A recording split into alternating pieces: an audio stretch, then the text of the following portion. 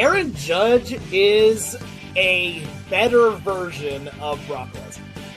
What is something you love as much as the Charmin Bears love wiping? As an opposing fan, you'd probably see his face and want to sock him between the cracks.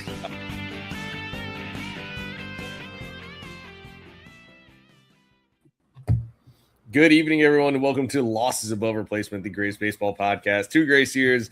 I'm today's host, Mathias Altman-Kurosaki, and with me, as always, we have my co-hosts, breakout stars, Alex Clark, Ryan Splash Potts. Gentlemen, first things first, as we begin every episode, how are you doing on this fine Wednesday evening? This is the best start that Losses Above Replacement has ever had. No. Yes. Look, it'd be like that. No, I talk over myself all the time. We're doing okay. I mean, I will be honest with you all. As yesterday happened, I just felt this overwhelming sense of dread. As people know what I'm referring to, look at my little name card for today. I will be talking about it. It will hurt. That will be my moment to myself. But just know, pain. Also, shout out to Blue Snowball Yeti. It's going. The Braves are in this awkward spot that they're, still 6 up on the division or 7 up on the division, depending on what day it is. So they've been playing kind of sloppily, I'd say. They never led in this Twin series. And for those that have been living under a rock, this is not like the 91 Twins, or the 87 Twins, or the 24 Senators, or the 65 Twins, or even like the Joe Mauer Twins, like the ones that would just get swept by the Yankees every playoff run. It's just a mediocre Twins team, and the Braves just kind of look lifeless, besides the GOAT, Tyler Mahle. I guess he's Pedro Martinez now, so that's cool. Thanks, AA. We were unfamiliar with your game. So Chris Sale starts game 1 and Tyler Mahle starts game 2. Great. Awesome, man. Yeah, so I went to the Mets game yesterday, my first Mets game in 2 months. And I watched Fernando Tatis Jr. Destroy the franchise, basically. He hit the first pitch of the game, 452 feet. Probably the longest home run I've ever seen anyone hit in person, not including the home run derby. Then he robbed a grand slam in the bottom of the second inning. And then while I was online to get food in the 5th inning, I believe, he hit another homer. And the final score was 5-2. So that robbed grand slam was quite literally the difference in the ball game. That was something really. Fernando Tatis Jr., people will tell you he's not a superstar. It was honestly crazy. It's funny because as my friend and I were walking to the stadium from the train, I was like, part of the allure to going to the game is seeing Fernando Tatis Jr. play. We got what we paid for. We also got to see Mason Miller pitch in the 9th inning. He's nasty. That was something. The Mets, for some reason, are winning after they sold off their pieces. I think we all kind of expected that. Wait until the season is kind of over. Also, yes, hello to Ralph and XYZ Balling, who says "Go Giants" and Giants own the Braves to splash. That's a tough one. So we're gonna get into a little bit of a draft here. We like doing drafts on this channel. Wait, what we do? Yeah, if you wouldn't believe it. But anyway, last week we did the disappointments draft. We talked about who we thought has just kind of let us down this year. This week we're going to do the pleasant surprises draft, or the joyful surprises draft. So we have we're each going to pick 5 players or teams or events that have occurred in the baseball season that have been a welcome surprise this year. So let's go ahead and do the draft order. In that case, I'm pulling up a wheel on my phone that I will enter our names into. and we'll go from there. We do a snake style draft like always. So yeah, five names each. So I'm going to the other rule that we have for this as well was that you need to have at least one player and one team. The other three could be whatever you want here. Like again, one of mine is an event as opposed to a person or a team. Yeah. So anyway, Alex gets the first pick. Ooh, I got the first pick. Okay. Yeah, congrats. Thank then you. Splash, you get the second pick. I will get the third pick, and then do the piggyback there. So, all right, Alex, whenever you're ready, it's your pick. I have one I'm going to save for my next go around, just because I don't want you guys to take what I have on this one here. My first one is the Chicago White Sox. Like that was the number one name on my big board. Yeah, that's why I didn't want you guys to take it. Here, no, the White Alex, Sox. I had the prop ready.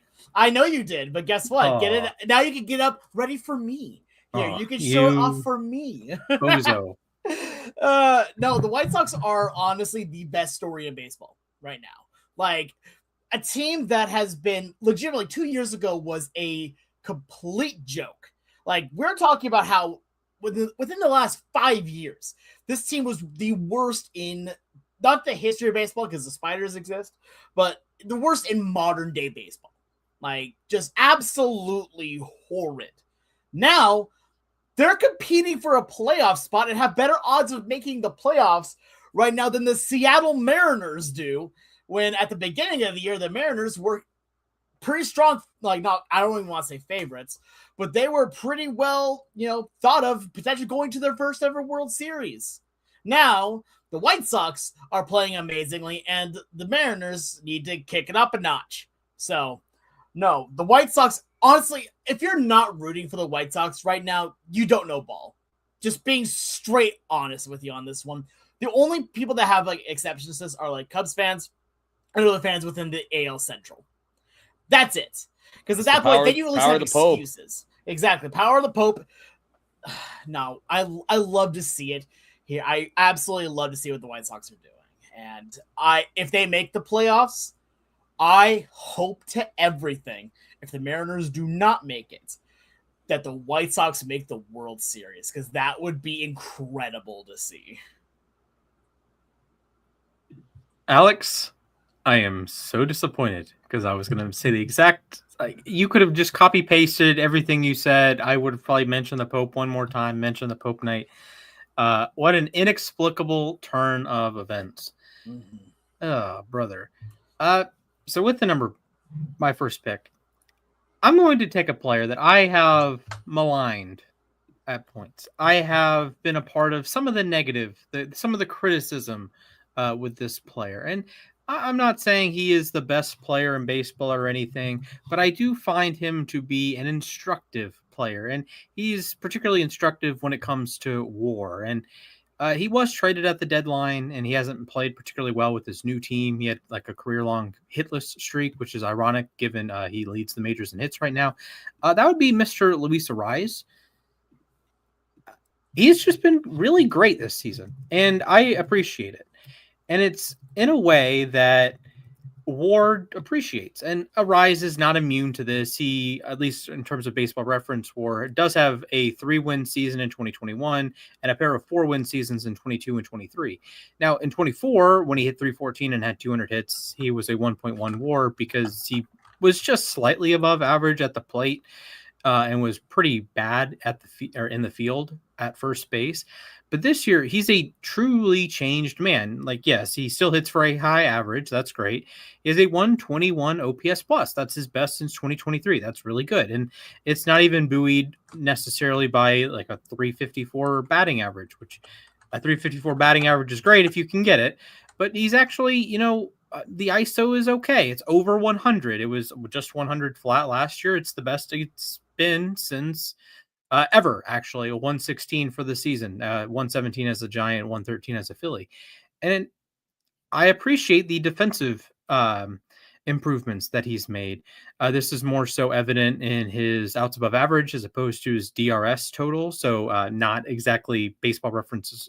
This is not exactly a baseball reference point, more so just a general baseball point that I appreciate Arise added a tool to his game. My criticism was the one tool can only take you so far. And this is a conversation we've had with, say, Adam Dunn. Maybe not us in particular, but the WAR community, for example. Ryan Howard. Why does Ryan Howard have fewer WAR than Nick Punto? Right? Because Ryan Howard was a one-tool player. Nick Punto played a higher end of the spectrum position and played it pretty well defensively and was a solid enough base runner. So Arise, adding that other tool, yeah, he's a valuable player. WAR will tell you he's a valuable player. And this is WAR tries to tell you that Tony Gwynn wouldn't be good, or that Ichiro wouldn't be good, or these other heinous things. Wade Boggs wouldn't be good. No, WAR appreciates those players. WAR says Tony Gwynn should have won an MVP. WAR says Wade Boggs should have won an MVP. WAR says Ichiro is a Hall of Famer, even though he started his MLB career at 27. And this year, Luis Arise has a good WAR, whether it's Fangraphs WAR or Baseball Reference WAR. So Luis Arise, you are my one of my surprises, one of my good stories, I would say, in 2026. Absolutely agree. Yeah, I consider Arise too. Luis Arise is who I model a lot of my baseball playing after here, just because I'm not a guy that's going to hit 100 home runs. In fact, I've never actually hit a home run in a baseball game. Here, but what I can do most of the time is I will get on base, usually multiple times a game when I play. And do I play amazing defense? I play all right defense. Yeah, but just getting on base is something that I really pride myself on. And so have Luis Reyes being able to show that you can do that at the major league level is amazing to me. Yeah, so I'm going to start with my player too. And my player is Pete Crow Armstrong. And it's not that I didn't think he was a good player. I did not see him turning into the offensive weapon that he is now. I mean, we're looking at a guy who's already a 30-30 guy, near the top of the OPS standings. He's lapping the field in FWAR, which is crazy to me. I mean, if you told me at the beginning of the year that the two leaders in OPS in the National League would be Shohei Ohtani and Pete Crow Armstrong, I would have just been confused. I would have thought the WAR would have been boosted by his defense, which has also still been spectacular this year. But we're gonna have a tough conversation, I think, when we come to award season. Is PCA the MVP or is Ohtani the MVP? Because Ohtani isn't pitching probably the rest of the regular season.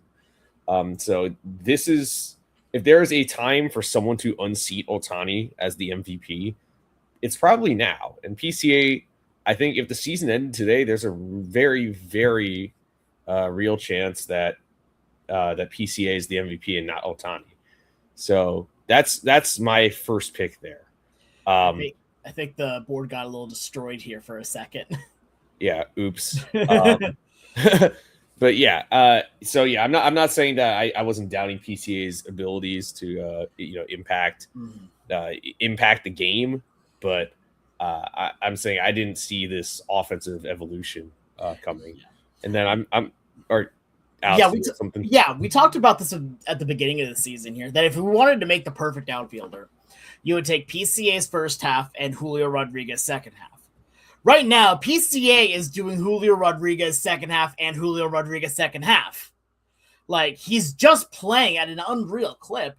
And what's amazing about it here, too, is that kind of like what XIZ Mullen is, he has a little bit of a tougher schedule than Ohtani does some of the time, let's be honest here. But also the fact of he is doing this while also playing incredible defense. This is a guy here that while yes, he's an outfielder, he defines what it means to be an outfielder. His range is I don't even want to put a number to it. I'm just going to say he's free range, because it feels like any ball that's out there, there's a very real chance he can get to. He honestly, it reminds me of a faster Franklin Gutierrez, like the death to flying things out there. Like, that's what he is, and that's what PCA has done. It's always just been a question of whether or not he could be focused with the bat. And checking the facts here, he has an OPS currently of 928. I think he's doing pretty darn good, guys. Yeah. And I will say, one of us had PCA as an MVP finalist. I wonder which one of us said that. I don't know about that one, but and also picked an injured Jackson Churio without realizing he was injured. So, oops. It happens. Yeah. The NL Central has some good center fielders, I guess. It really does. To be fair, Jackson Churio was pretty good when he was healthy. It's just, tad inconsistent in the injury. Just but wee bit. I'm going to move into my team. My team here is the Tampa Bay Rays, team that I didn't see coming anywhere close to first place in the AL East, given how tough that division is. But here we are, 75-50. They had a 9-game winning streak recently. I know they sort of hit some hard times against the Orioles. But I mean, you look at that rotation. Drew Rasmussen leads the AL in WHIP. Nick Martinez was an all-star for the first time this year. Shane McClanahan is back and healthy and productive. Brian Baker leading the majors in saves, just like we all predicted, right, guys? A breakout star at age 31. I mean, that's just really awesome to see. And then the offense, I mean, Chandler Simpson is hitting 310. He's leading the AL in steals and in triples. Junior Caminero, I think we all expected to match this year. He has 900 OPS, but it's really the plate discipline that has taken a big step forward this year, in addition to, 35 home runs. It's just a really complete team here. This is the most complete team in the American League. I know that their expected win-loss isn't as great as 75-50, but still, there's a reason why they're at the top of the AL East, the top of the AL right now. They're the only team in the AL that I think right now I am comfortable saying can win the pennant, like currently. But because the rest of the league is just like it's all a big question mark. I mean, respectfully to the Yankees, I know Double Base right here says the Yankees will beat the Rays in October. I need to see what the Yankees can do once Aaron Judge is back and healthy, and if Giancarlo Stanton comes back. Because right now, I'm not really trusting the Yankees offense. I think the Rays have a strong pitching staff and a strong offense. Also, quick apologies to XYZ Ballin. That was a little bit of a cheap shot, and I do apologize. Oops. But no, yeah, the Rays are a great team. Like, legitimately up and down, the best word to describe them is complete. Like, they are a well-rounded team. You've got your stars, you've got your pitching, you've got it all right there. It's just about putting it all together. And the question is always going to be, what's going to happen in October? Because here's the other thing. While they are complete and well-rounded, that does not mean that they have anything that's too special, shall we say.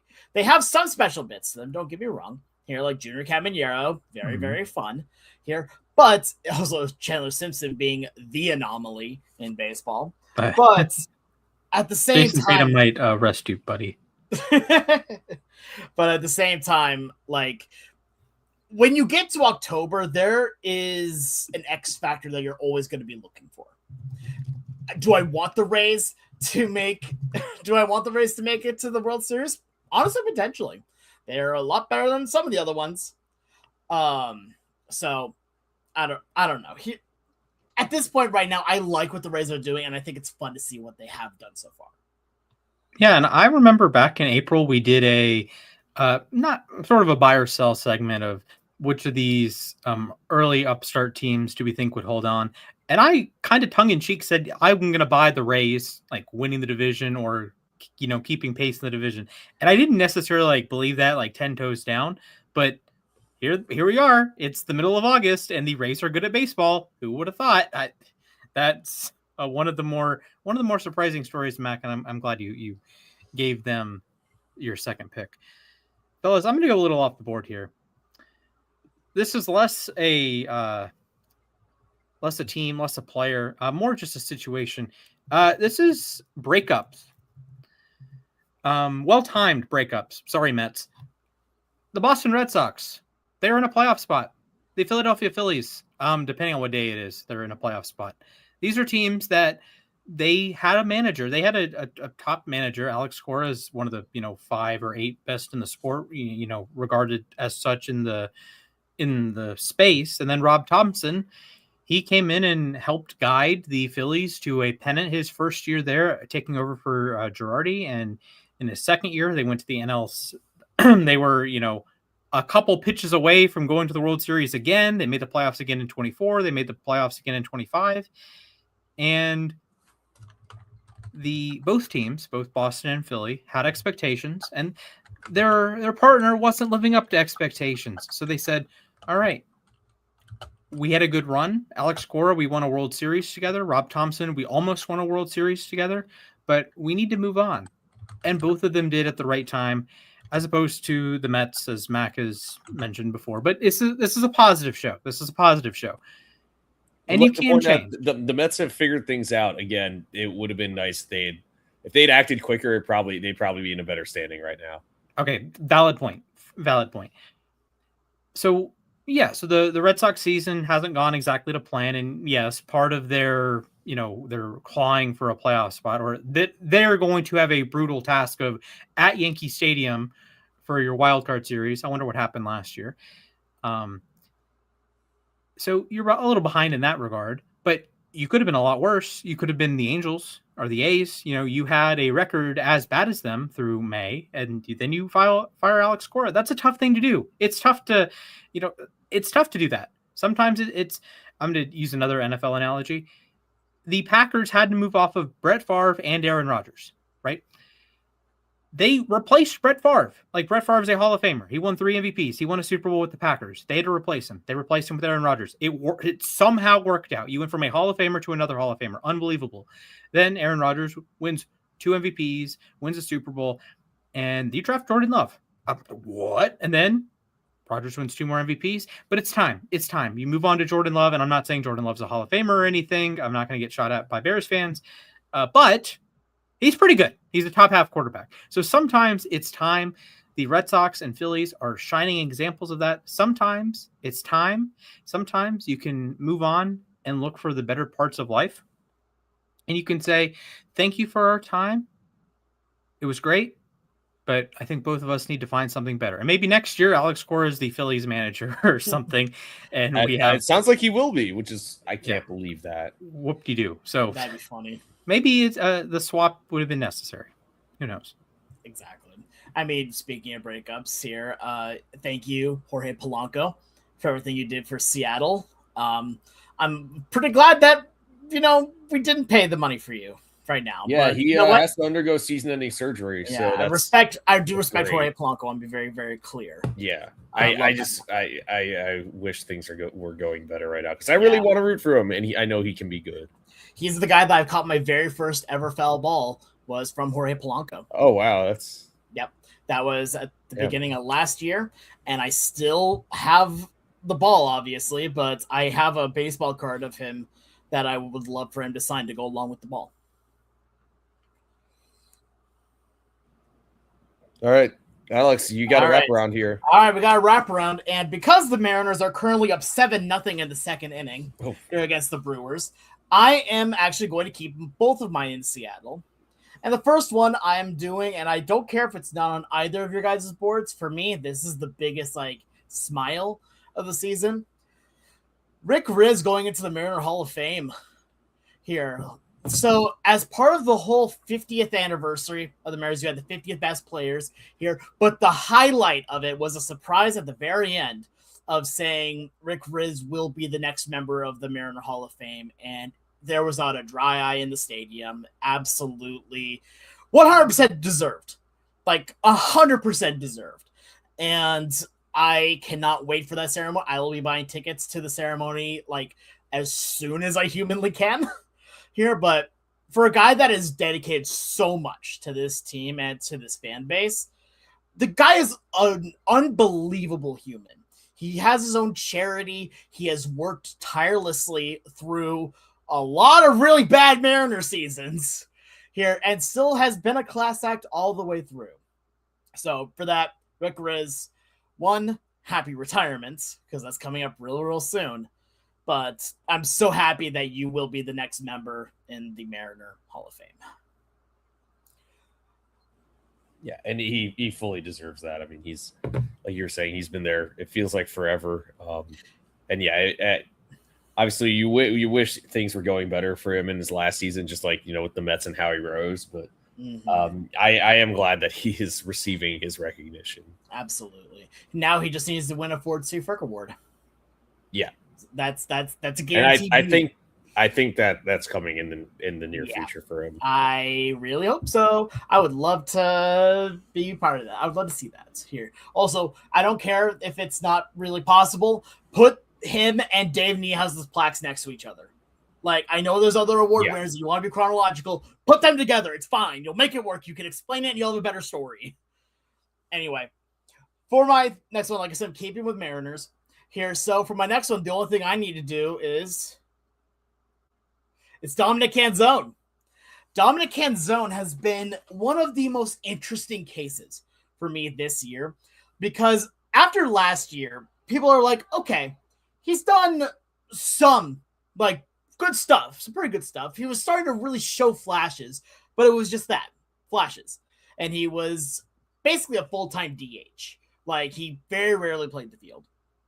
World Baseball Classic comes around. He plays for Team Italy and plays pretty darn well.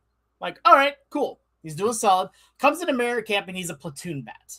Like, okay, you know what? That makes sense. He's a power lefty. Makes sense. But as the season goes on, he really takes advantage of his opportunities, including very few opportunities against left-handed pitching. And he starts mashing both sides of him. And then they're like, okay, we'll keep you in a few more games. We're still going to keep you down the lineup a little bit here. And then he continues mashing. And in a year where Rod Refsnyder was starting ball games here, in a year where Cal Raleigh is batting 167, somehow Canzone was still batting low in the order. And then finally, they're just like, you know what? Screw it, guys earned it. And now he's the everyday, basically batting third hitter on this team here, batting against lefties and righties. And fun fact, we talk about how good Yordan Alvarez is against lefties. I believe he's actually number 1 in OPS lefty v lefty. Number 5 is Canzone. Canzone has an OPS lefty of over 930. Like, just let that sink in for a sec. Against lefties, he is batting a 930 OPS. That is incredible to see from the young guy. And he has built up such an amazing following here too in Seattle, everywhere else, to the point where you know exactly who I'm talking about with just one hand gesture. I love the kid. I'm so happy that he's finally starting to get his flowers. Huge Cans is he's a budding legend in Seattle. Yeah, in particular the Refsnyder thing just didn't work, which is very, very strange because he'd been a really good platoon guy for years and years and years, and I've just last year. Yeah, it doesn't work in Seattle. And then retires. And then he retired. Do we need to have another Marine layer conversation, or like is the batter's eye slanted? I don't know, man. What a weird, strange ballpark. Look, T-Mobile Park is one of the most beautiful ballparks in baseball. Take that, USA Today. But there's definitely something that's going on there. Although I will say it's funny, the players that they have regularly playing there are playing all right. It's the guys that are brought in for like 1-year projects that just absolutely fall. AJ Pollock and Tommy Tommy La Stella, now Rob Refsnyder, Luis Arias. Here, Colton Wong, I don't know. Just the list goes, to quote Journey, and it goes on and on and on and on. Yeah. It'd be like that. I'm a little surprised my player is available here in the 3rd round. I am going to choose another player. I'll take a team, perhaps with my Jaden Daniels pick, so we don't get copyright struck by Jaden Daniels, the all-seeing leader of the world. There's a guy that might win the Triple Crown. His name is Yordan Alvarez. Just welcome back, Yordan. It's hard to say you ever left. You just weren't very good last year. You were out of mind. You had a 123 OPS plus, which is plenty good for mere mortals. But when you're Yordan Alvarez and your OPS, this is how his OPS began: 10, 9, 8, 10.99. Okay. Well, having a 7.97 in 2025 is pretty disappointing. This year, he just leads the American League in home runs, leads the American League in RBI, leads the majors in batting average, leads the majors in on base, leads the majors in slugging, leads the majors in OPS, leads the majors in OPS plus, leads the majors in total bases, leads the majors in intentional walks. He's pretty good. 5.5 WAR as a DH with a month and change to play. It is unbelievable stuff. Like, we are talking about a potential Hall of Fame bat in the David Ortiz, Edgar Martinez mold. And it is just an incredible sight to watch. For his career, he has a 168 OPS plus. That is just ridiculous. That is, just the sort of things that Yordan Alvarez does at the plate. It's uncanny. He is one of the best hitters in the world. There's a reason for years I insisted he was a better DH than Shohei Ohtani. Maybe not better player because the whole pitching part of it, but Yordan Alvarez has a higher career OPS plus than Mike Trout. Like, this is now true this season because Trout's dipped down below, but it's higher than Yordan. Or sorry, it's higher than Shohei. It's higher than Soto. It's higher than your favorite player, unless your favorite player is Aaron Judge. And in the history of the sport, like the guys Yordan is rubbing elbows with a 168 OPS plus, he is a spot behind shoeless Joe Jackson. He is tied with Ty Cobb. He is ahead of Mike Trout, like I said. He's ahead of Jimmy Fox, Mark McGwire. Heard of them? Like, this is just an absurd list. It's Ruth, Williams, Bonds, Charleston, Gehrig, Judge, Stearns, Hornsby, Mantle, Brothers, Suttles, Joe Jackson, Yordan. And I know Yordan has a lower number of plate appearances than everyone on the list, and he'll pass some of the Negro Leagues players later next season. But it's just magnificent to watch. And again, I don't throw this comp out lightly because he is one of the greatest players of all time. He might be the greatest first baseman of all time. Yordan Alvarez is like watching Albert Pujols. And maybe it's the iconic home run at then Minute Maid Park. Sorry, Alex. And sorry, Brad Lidge.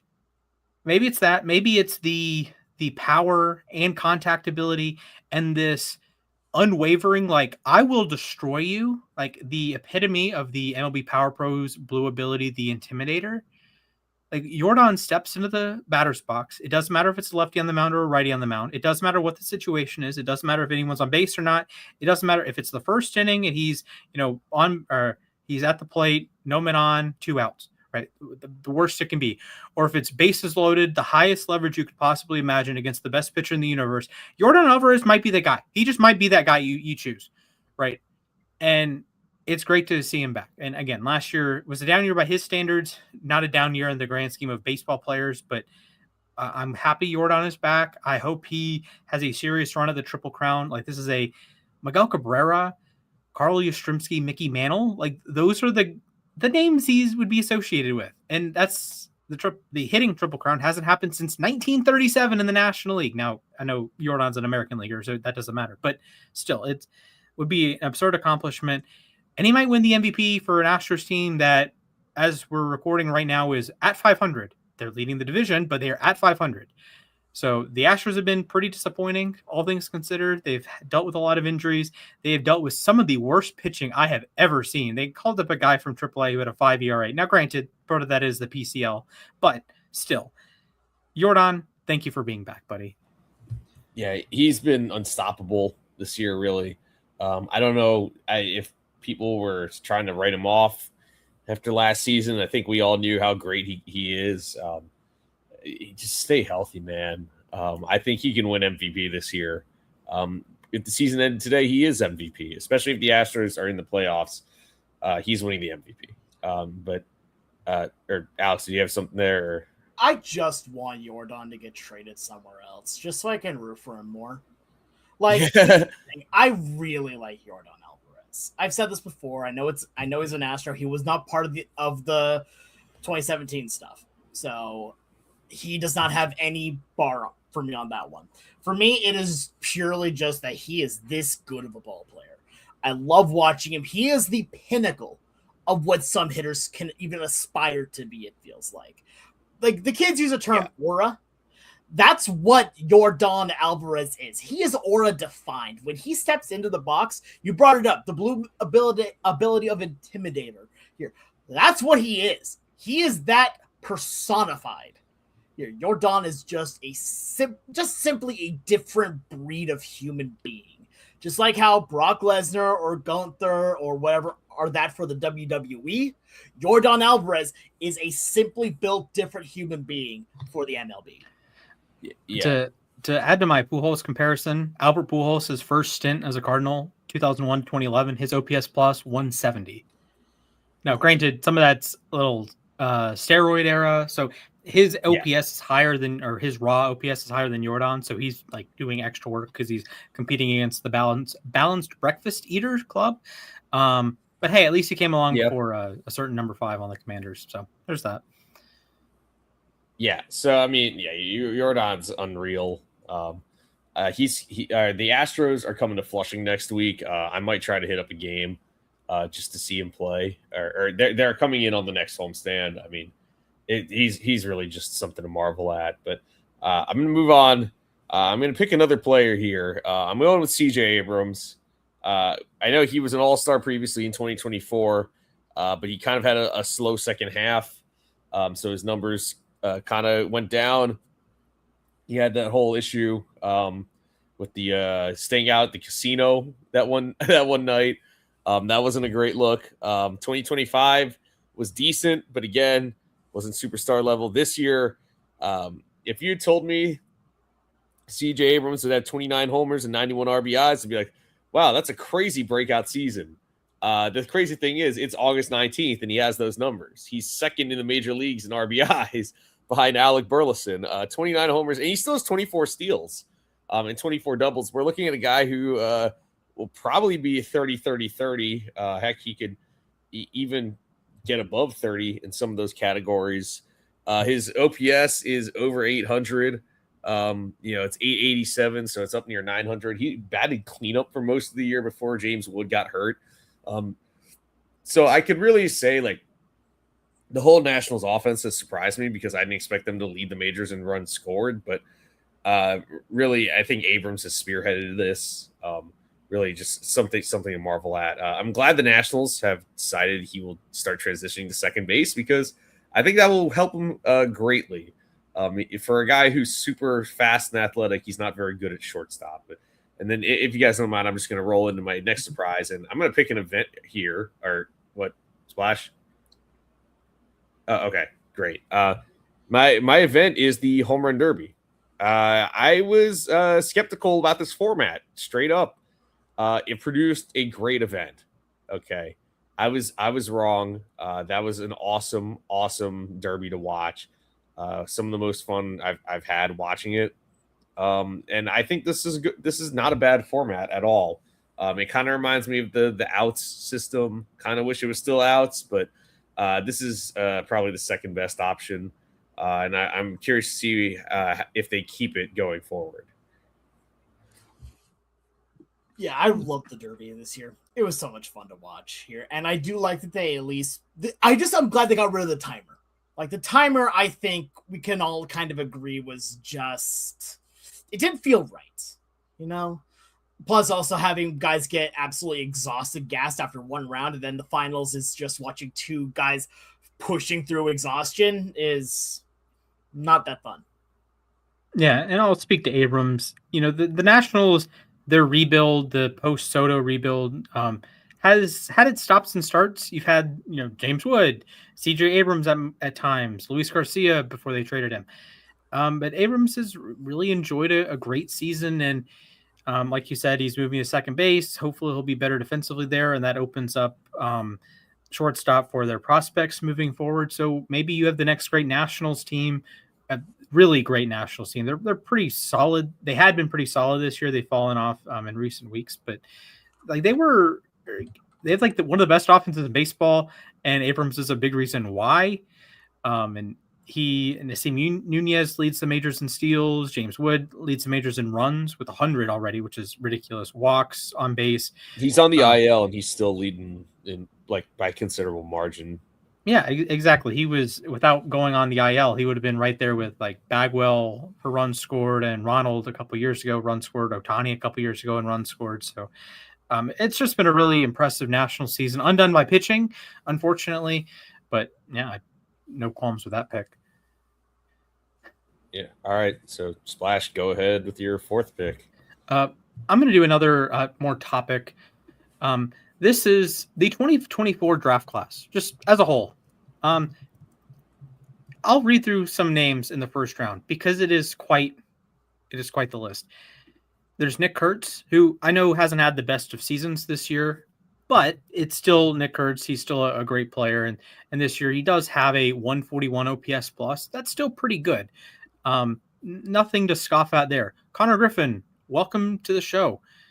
He was 1.6 WAR in 59 games played. Absolutely, that'll play. I know he's on the IL right now, but it's a really highly anticipated debut. He's been solid enough at the plate. He's been solid enough at everything he does. It's been impressive to see. Travis Bazzana, literally an all-star this season. The number one pick in that draft. He was not heralded as this like the highest of ceiling players, but guess what? He came in. He's been a really high floor guy. 11% walk rate, that'll play. I know like the BABIP is below 300 and the ISO is a little below average, and he has a 98 OPS plus. His OPS begins with a 6. That's not great. However, he's a good player, and he's just 2 years removed from being drafted. Let's talk about Chase Burns, who will get Cy Young votes this season, who is a whopping 14-2. He would win the Cy Young if we were playing 20 years or 30 years ago. 2.47 ERA, 151 strikeouts. He was also an all-star, over a 10 per 9 K rate. Just super impressive stuff. You move down. Jack Caglione, he's had his moments for the Royals this season. He's hit 22 home runs. He has 3 WAR. He has a 131 OPS plus. He's the one member of Team Italy that didn't fall off a cliff. He's going to have probably a 25 homer season, maybe a 30 homer, 30 double season. Really impressive stuff. And I know he's not pitching, so he didn't reach the highest of outcomes, but hey, it's in there potentially. I don't know. That could be fun down the line. JJ Weatherholt, I think he should win the National League Rookie of the Year. He's just been tremendous. He's been the classic devil magic second baseman, for the Cardinals. Slightly above average with the stick. Some of it's hit by pitch related, 14 hit by pitches, but he walks a lot. It's a 11% walk rate, just like Bazzana. He's a sensational defender, and I know we can get into the Sal Stewart versus Weatherholt of it all. And let me just make sure Sal Stewart was 2024 or 2022. My bad. So we can get into the Weatherholt versus Stewart debate, but Weatherholt's right there at the very least. Braden Montgomery has come up and done some nice things with the White Sox. I watched him play in person. Carson Bench for Max Metz, he has been one of the most exciting players on the Mets. I know it's been a disappointing season, but hey, guess what? It happens, but you have players to be excited about. And that's just the first round. You have Ryan Waldschmidt, who was the 31st pick in the round. And we're 2 years removed. Peyton Tolley, he was a second round pick. Gage Jump, he has debuted this season. Second round picks, third round picks. Joshua Kuroda Grauer debuted with the A's. You just have a lot of production from rather young players, and that's a good sign of a healthy game to me. Absolutely agree. Although I will say, Don't throw the random shot there at Dominic Canzone of the only player that didn't fall off from Team Italy. I'll say. My bad. That was more of a shot at Vinny P. Understandable. Also, Sam Antonacci also qualifies as a White Sox 2024 player who's been good this season. Our 2024 draft pick who's been good this season. Watched him play in person. So he had a crazy at bat in the 10th inning. Even I know he struck out, but it was still a crazy at bat. Definitely. All right. Can I go into my number 4 real quick? Yep. All right. I have your Jaden Daniels pick. Yep. I have my Jaden Daniels right afterwards here. So I've already taken 2 Mariners. As much as I want to say Cole Young here or Emerson Hancock, I'm not going to. Here, my first one, number 4, I'm going to take Munetaka Murakami. He has been an amazing story this year. He is 6th right now in MLB OPS. Like, that's not just in the American League or whatever, or in his division. That's in the entirety of the MLB. He has an OPS right now of 904, which is nuts for a rookie, right? Especially for a guy that's everyone said coming over to America would not be able to hit a fastball. Well, I think he's been able to hit the fastball, guys. I don't know about you guys. He's been able to hit the fastball pretty well. Already has 29 home runs, 58 RBIs, and that's with time missing too due to injury. Like, the guy is so much fun to watch. He's also just a fun guy to like watch play the game here and to be around. From what I've heard, he is like one of the most fun teammates you could be with. Murakami, I'm so glad he's in the MLB right now. Yeah, there's a big reason why when I went to the White Sox game, he was the most popular jersey. Yep. Unless you want to lump Paul Konerko and Pope Leo the 14th together, then maybe that beats it out. But there are tons of fives. Yeah, I was very, very wrong about Murakami. I think most of the league was, and I'm really, really happy to see him thrive in the majors. And I would say even like I was the high man. If memory served, I literally picked him to win Rookie of the Year, and he's been more impressive to me than that. It's 29 home runs. He's on pace for, if he didn't get hurt, 45 homers, but it's a 155 OPS plus. It's not like a Rougned Odor type 30 homer season, but below average at the plate. He's been a really good player just across the board. He has a 17% walk rate. Yes, I know he strikes out a ton, but when you hit for this much power, when you have an ISO that begins with a 3, it's fine. It's fine. That's the trade-off. It's not a fair trade-off for every player, but for Murakami, I think it's an entirely fair trade-off. Absolutely. I love the guy. I'm so glad that he's having fun here in the MLB. All right, for my last one, I'm going to go with an event. This happened technically pre the start of the 2026 MLB season. I don't care. Doing it anyway. It was Venezuela winning the WBC.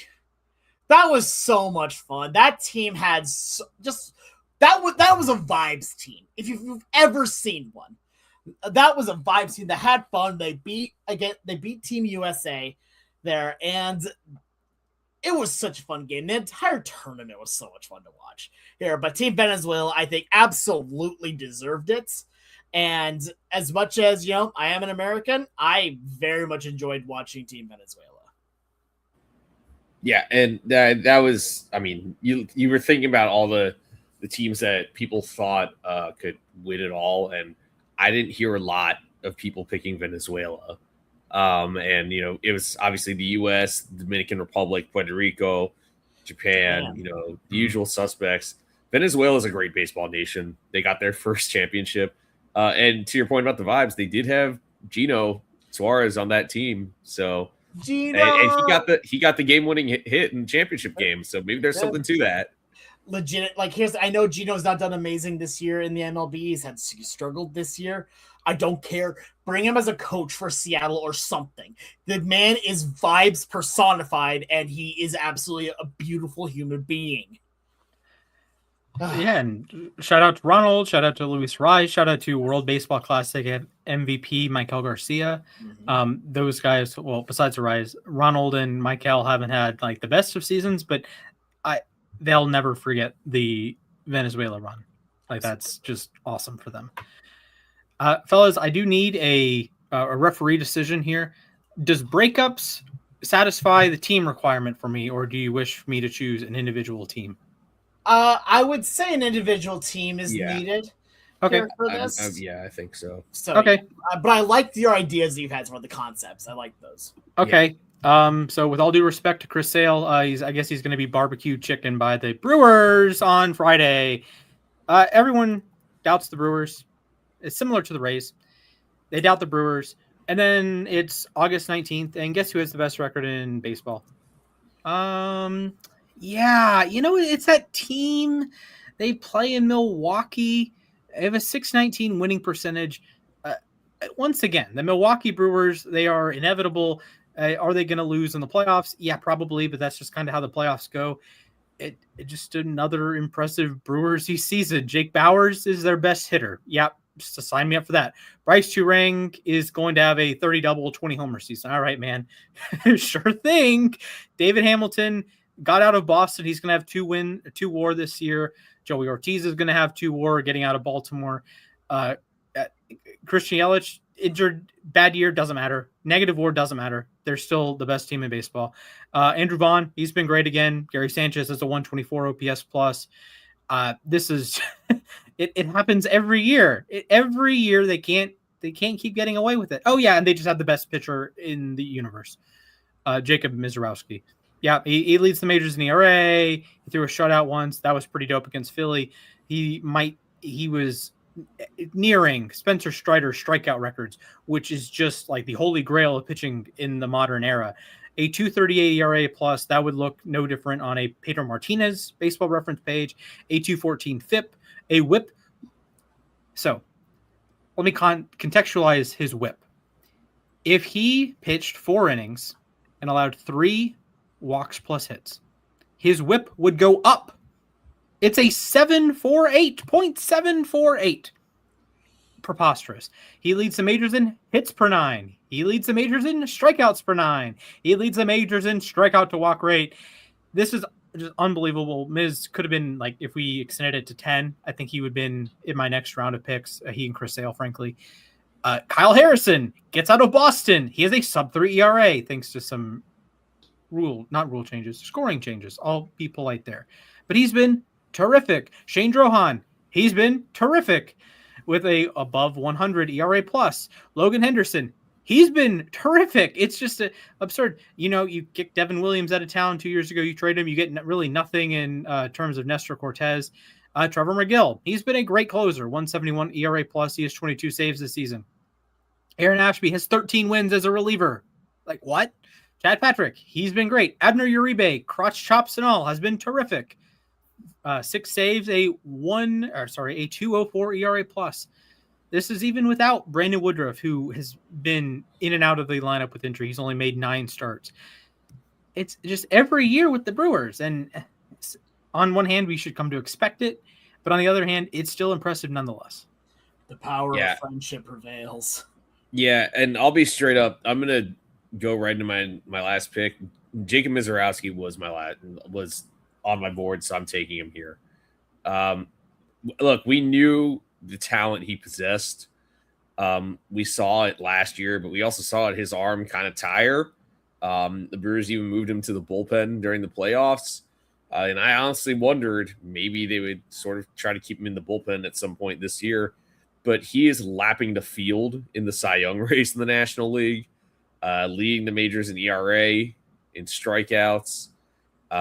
His walk rate is down to 5.9% this year. If you told me a guy who throws 103, 104 miles per hour also was good at limiting walks, I would have been like, you're playing a video game or something. There's no way that's true. But yeah, Jacob Mizorowski is, I mean, you could say he's the best pitcher in baseball this year. We're going to have all sorts of conversations when we rank our starting pitchers in the offseason. But yeah, he's my last pick. And so those are our 5 picks each. Our biggest positive surprises this year. I know we did our disappointments last year, so let us know.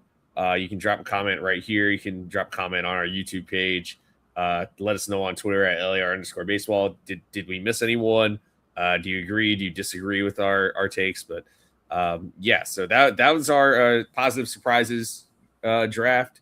Now it's time for everyone's favorite segment. It's trivia, and guess who has trivia today? It's me. So thank you, Splash, for putting up the ticker here. But yes, I have trivia, and we are doing a Jeopardy board. So yes, here we go. We have 5 categories here. One of them remains from the last time. It's one-time All-Stars. Rule 5, pretty self-explanatory here. Guys who were picked in the Rule 5 draft.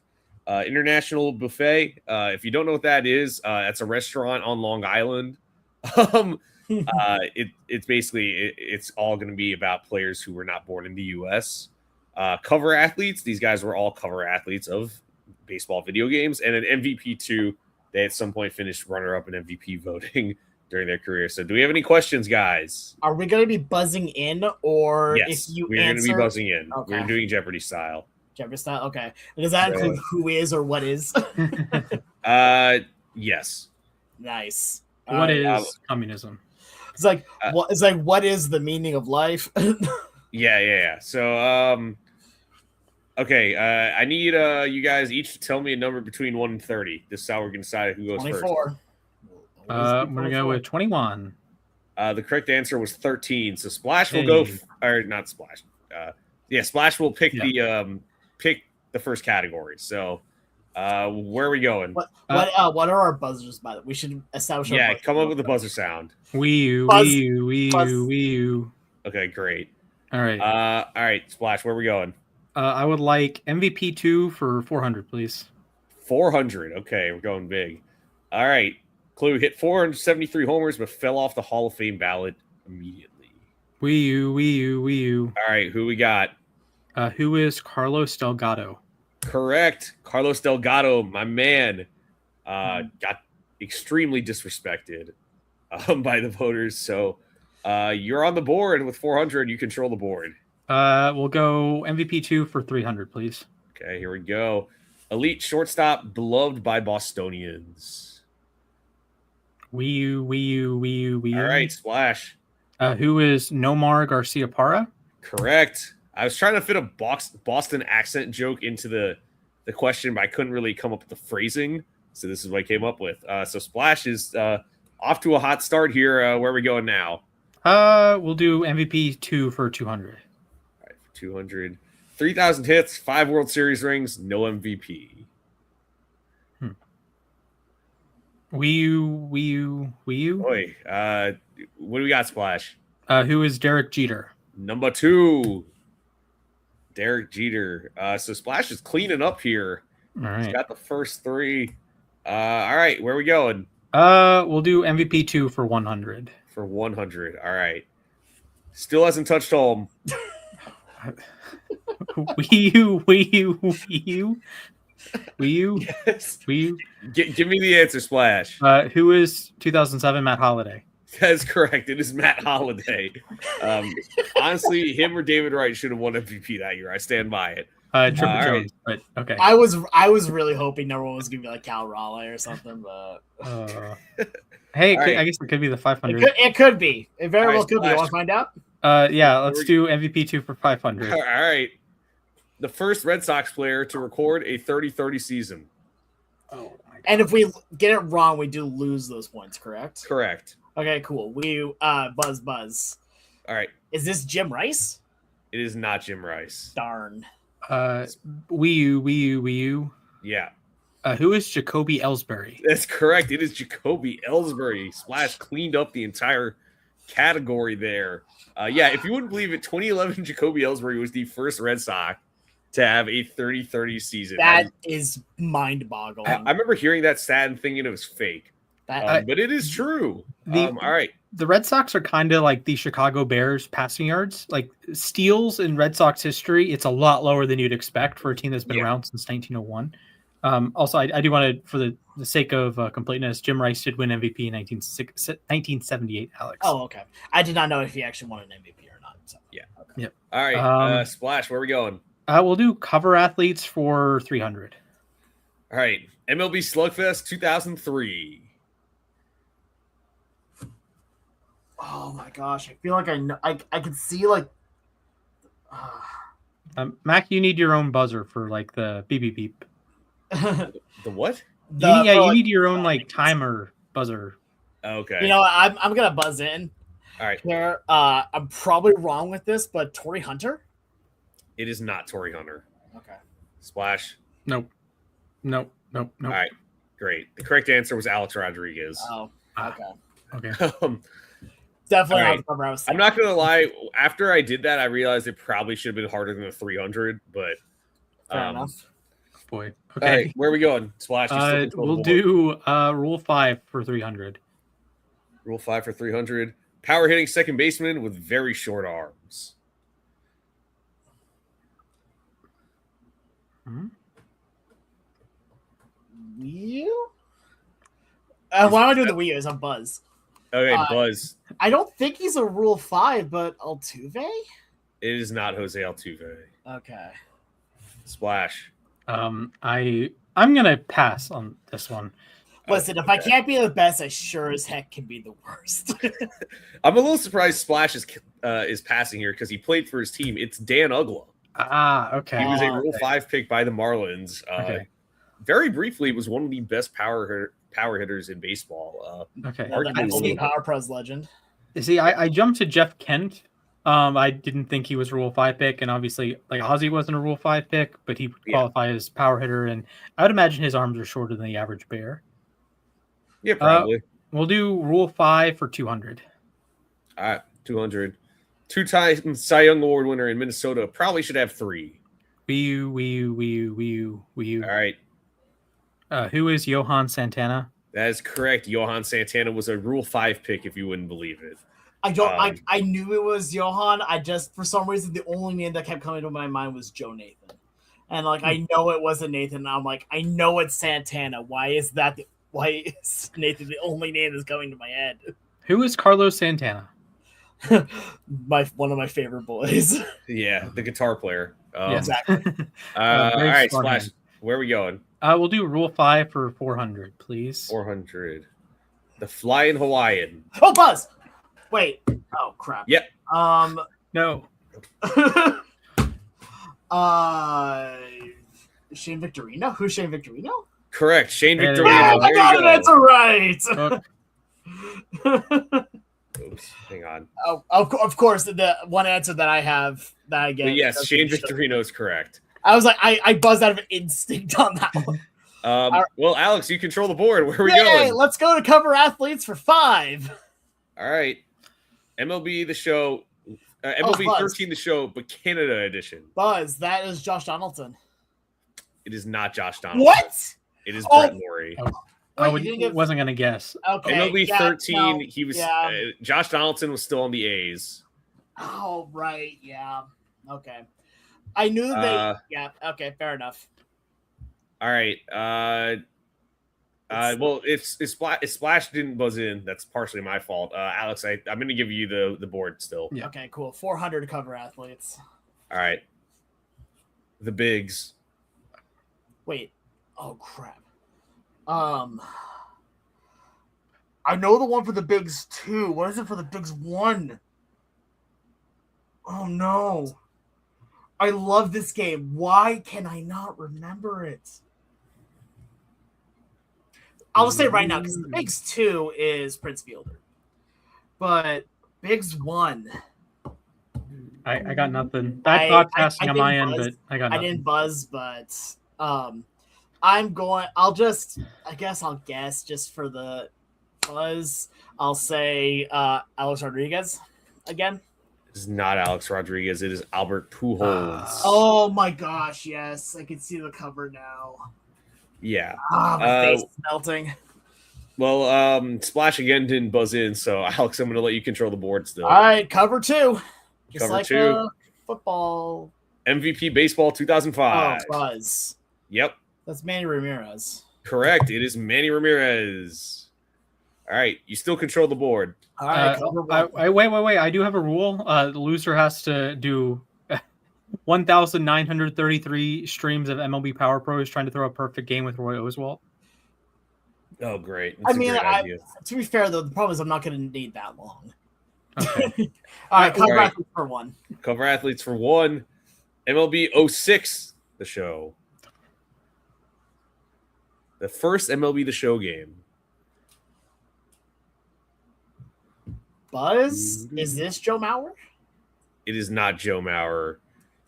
Got It nothing. is David Oh, Ortiz. it's Big Poppy. Mm. Okay, yeah. I not played 06 in a long time. You know what? It's that I did not have MLB 06, but I have seen it around before. Yeah. I've played it. Honestly, At other if there's people's houses. if there's ever one that I don't know immediately, I go to Joe Mauer because I know he was multiple. Yeah, 09 and 2010 were both Yep. Joe Mauer. Yep, that tracks. All right, let's go.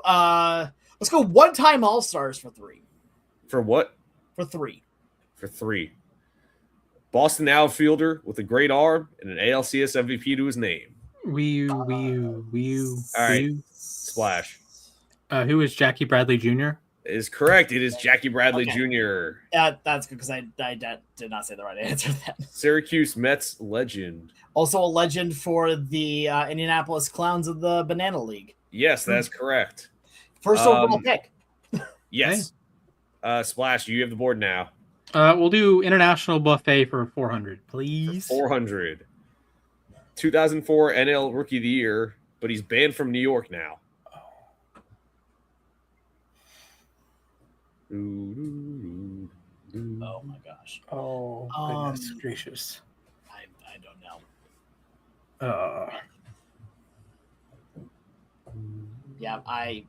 I'm not even gonna buzz because I don't even have a almost respectable guest. Oh, okay. He's not international. Oh my god, what's his name? I'll let this go. All right. Well, the answer I was looking for was Jason Bay. Born in Canada. Yes. Oh, sure, yeah. Okay. I thought the joke for it was with international was going to be like different types of lands here. So like the Bay. I'm like, oh, okay, that makes sense. All right. Okay.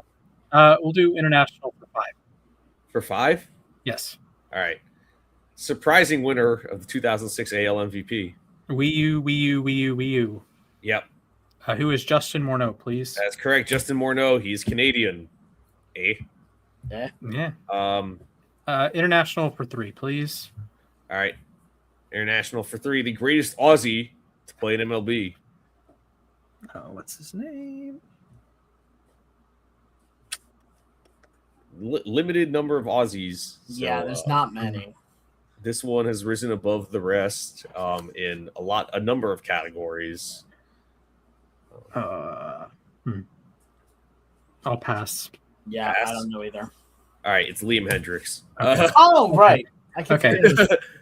I was thinking of like the father of Australian baseball. I wasn't necessarily thinking Hendricks, so fair enough. All right. We'll do international for 2. Large, attractive Cy Young winner. Wee.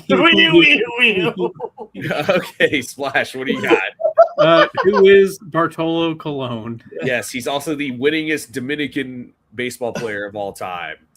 That is An amazing Really? stat. He's actually more wins than any other Latin American born baseball player, I'm pretty sure.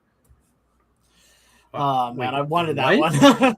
Wait. Yeah, you didn't know. Yeah, he passed, I believe, Dennis Martinez What? when he was with the Mets for Wait. the most. Am I? He has more wins than Juan Marichal. Like, yeah. Huh. That is preposterous. Well, when you pitch for as long as he did, That's I don't true. know, makes sense. I can't even. Wow, that's a stat. Okay, fair All enough. right. International for 1. International for 1. The international Buzz. hit king. All right, Buzz. That is who is Ichiro Suzuki. that's correct. It is Ichiro Suzuki. Yay. All For right, the- Alex, you control the board All right, let's go one-time All-Stars for 2. for 2. Knuckler with exactly 200 Buzz. career wins. All right. Is that R.A. Dickey? Who is R.A. Dickey? It is not R.A. Ah, Splash. Wii U. Yeah, Who is Tim Wakefield? it's correct. oh, it was Wink? Okay. Tim Wakefield. 200 is a lot of wins, Alex. I know, Yeah. but I thought that Wink had more than that, honestly. No, he had exactly 200. Yeah. That's kind of insane. And if you wouldn't believe it, only made one All-Star game. In That is a 2009. crime. That is an actual Yeah. crime. All right. We'll do one-time All-Stars for 100. For 100. Threw a warm-up pitch through a mascot's car. Wii U. Yeah, This is AJ Burnett. Or who is AJ Burnett? that's correct. Who is AJ Burnett? That is ask still a Billy- legendary clip. Ask Billy the Marlin about that one. All right, where are we going, Splash? One-time All-Stars for 4. For 4. He said his guys are savages in the box. Wii U.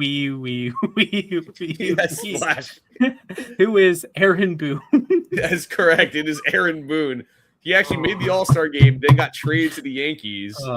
That same season. Wasn't his dad the coach for that year? Yeah, I I'm tripped pretty up. sure. Okay.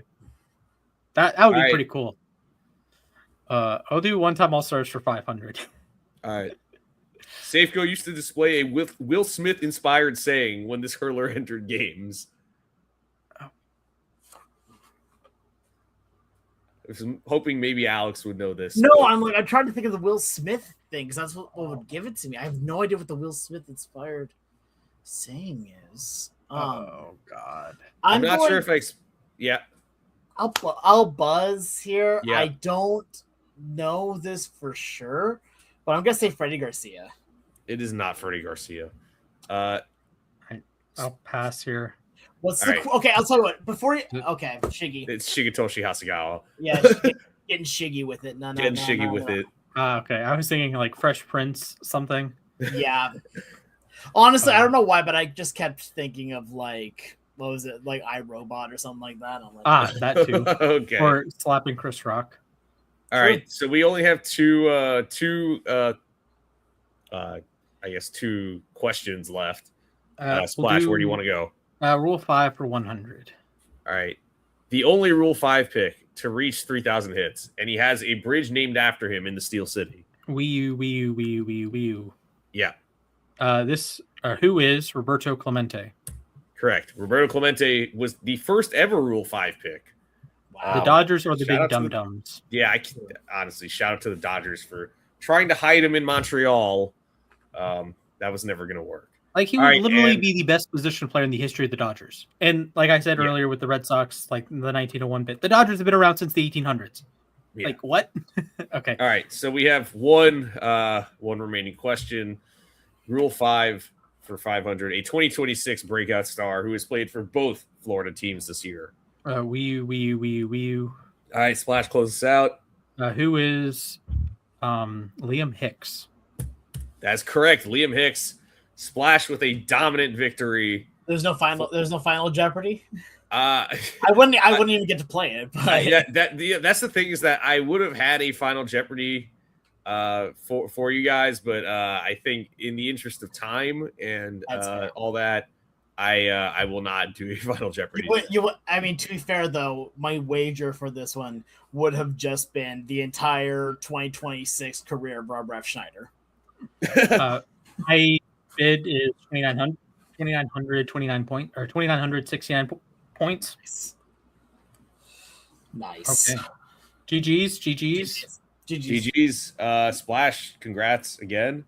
Thank you. That was fun. Yes, thank you. Good trivia. Yeah, that was great. Now it's time for everyone's second favorite segment, I would say, behind trivia. It's the moment to ourselves. 60 seconds or so to talk about whatever the heck is on our mind. Does not have to be baseball related. So if anyone wants to go first here, be my guest. I saw hands go up at the same time. So give it a splash then. All right, Splash. Your time begins in 3, 2, 1. Begin. Hello, friends. I'm concerned about Atlanta. I don't know. It's just not the year for it. I think the hitting has been really quite poor since like the middle of May. No one draws walks. It's a really high variance way to play baseball. They are among the worst in terms of like runs per home run.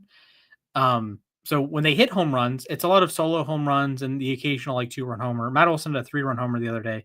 But it's really been the Matt Olson and Chris Sale show this year. You know, Matt Olson's, he might be an MVP finalist. I think he will get plenty of 3rd, 4th, 5th place votes. Chris Sale at this point should be a Cy Young finalist. He would probably be 2nd. Maybe you want to throw a Philly guy in there behind the Miz, but Sale's been magnificent. Olson's been magnificent. But the rest of the roster, like the bullpen has struggled. Dylan Lee struggled when he came in today. Raisel Iglesias has struggled lately. Robert Suarez is still like he's pitching, but he's not pitching. Like he's doing long toss, and he's not. I don't think he's even throwing up from a mound yet, which is really scary with 6 weeks to go. That if there's any hiccup, he's not going to be available for the playoffs. Fuentes has a bit of a home run problem. Tyler Kinley, thanks for playing, I guess. So I don't know.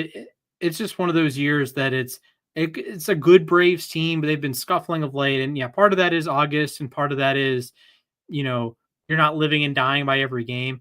But as someone who does live and die by every game, it has been a little disappointing the last couple weeks. You drop a series in New York, and it's not the end of the world.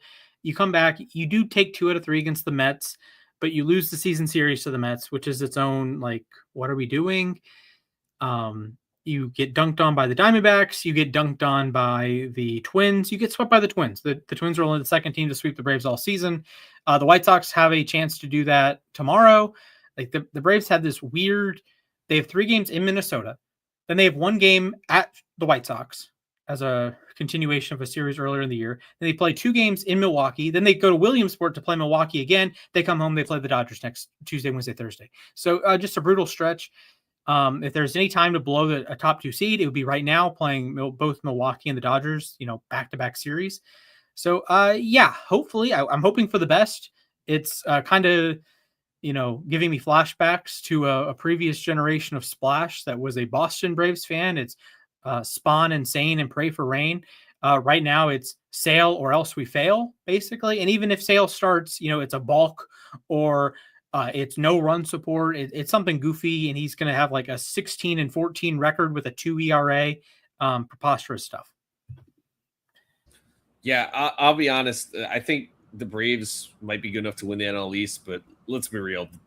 Is anyone beating the Dodgers this year?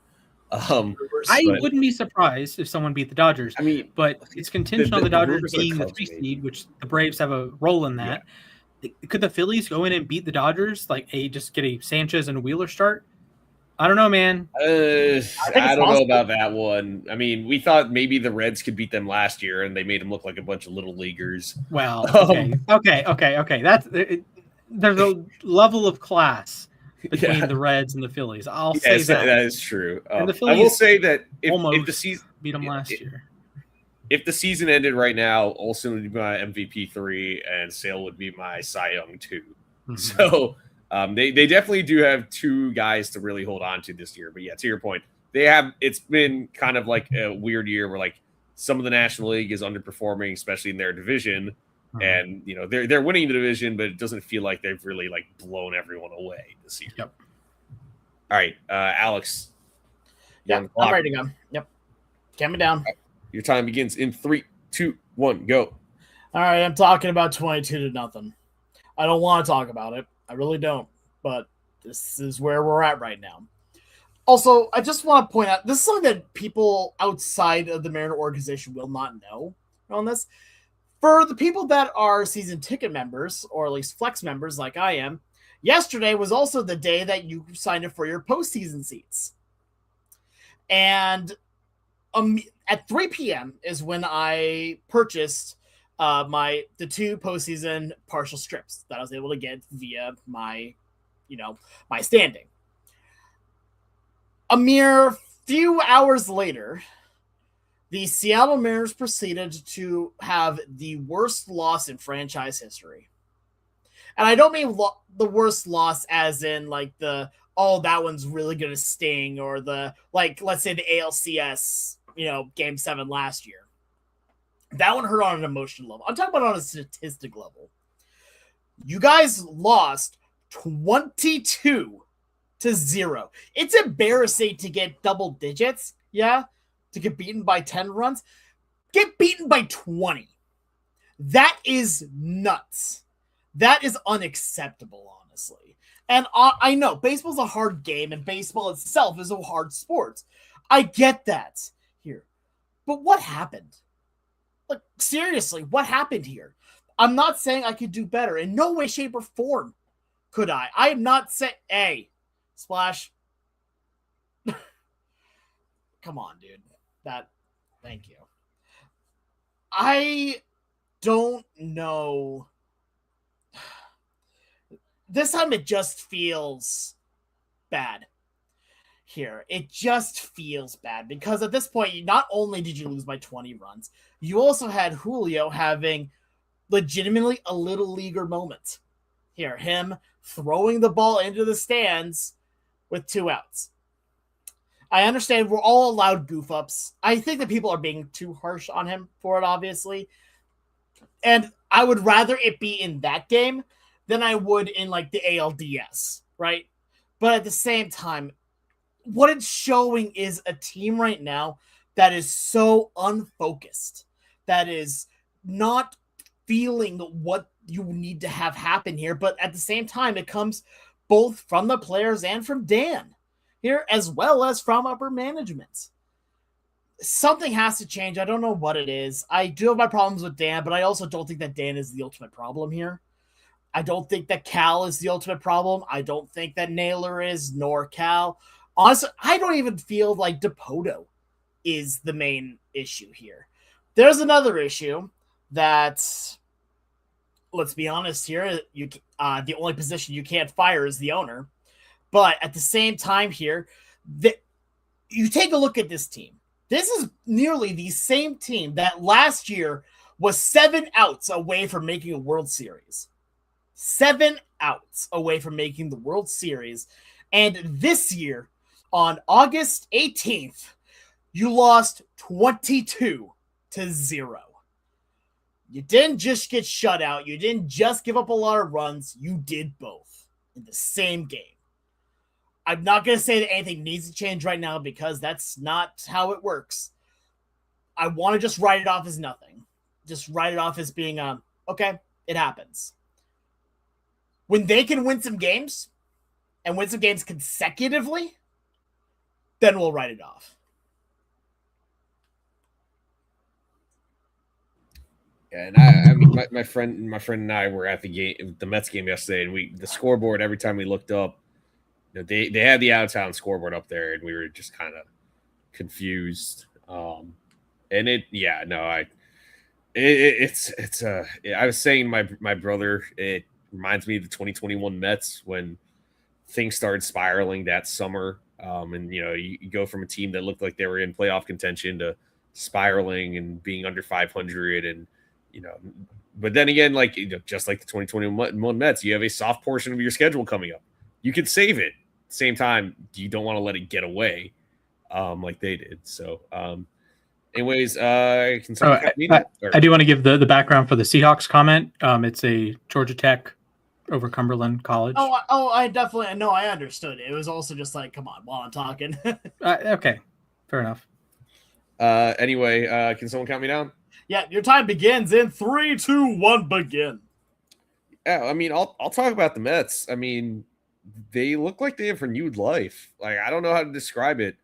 I know this team isn't a playoff team, and they are double-digit games under 500, but I mean, they're entertaining. I find myself watching the games, which is like, I know most people, including some of my family members, were wondering, are we going to watch games after the season? I remember in 2023, we went through the same thing. And what would happen, it'd be after dinner, it'd be like, all right, well, guess we're going to watch the Mets game anyway.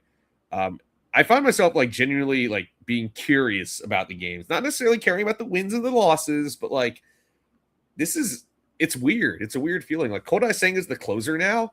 And I'm excited to watch him pitch, man. I know that today was kind of bumpy, but hey, he got a double play and he straightened Fernando Tatis in the on-deck circle. Carson Bench might have a 2020 season as a rookie.